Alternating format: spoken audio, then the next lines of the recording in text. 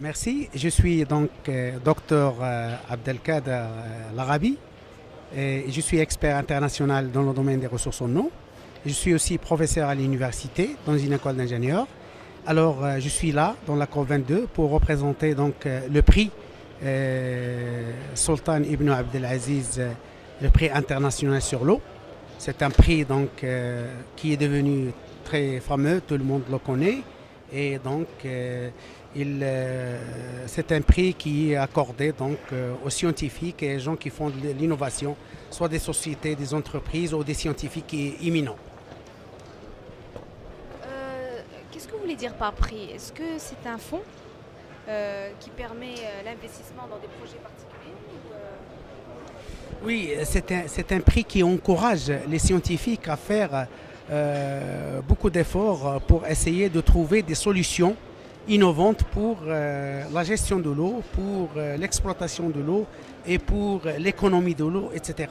Donc, c'est un prix généralement qui est destiné pour l'innovation, donc la technologie, et aussi pour la recherche scientifique et appliquée dans le domaine des ressources en eau.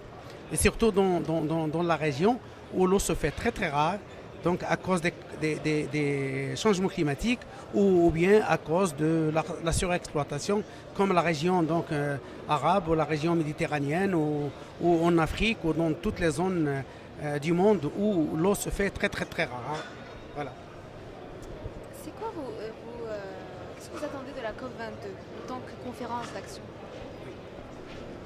Alors, je participe ici à la COP22 et on est très content d'abord que l'accord est passé et on est très content qu'il y a quelques jours, donc même une semaine, et nous sommes très contents donc de cet accord-là et par conséquent maintenant ici donc à Marrakech, on attend l'action, on attend donc la mise en œuvre et nous sommes là pour aider, pour expliquer aux gens, etc.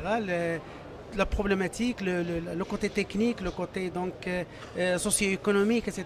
C'est notre rôle en tant que scientifique.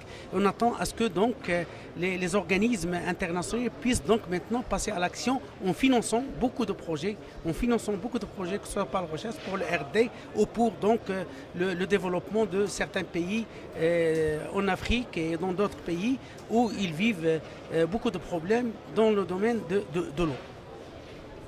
Vous m'avez parlé d'un événement qui aura lieu demain au pavillon africain.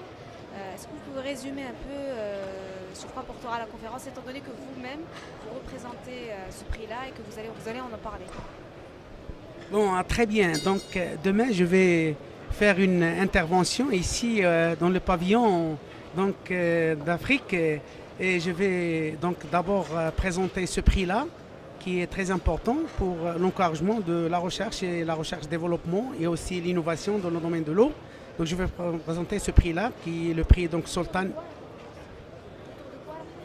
La conférence sera autour exactement de les eaux dans les oasis, c'est-à-dire les zones les plus touchées par les changements climatiques et par la rareté de l'eau, et aussi dans le littoral. Ce sont donc les ressources dans le littoral, les eaux douces qui sont envahies par les eaux de mer, et lorsqu'on irrigue avec l'eau de mer, eh bien, on détruit toute la culture, on détruit le sol ne donne rien et par conséquent les populations abandonnent leur exploitation et abandonnent donc leur village. Et je vais donc parler ça pour un petit peu sensibiliser les gens pour qu'ils puissent investir dans ces zones-là qui sont le littoral qui est très important, qui joue un rôle très très important et ainsi de suite. Je vais parler un petit peu de ça.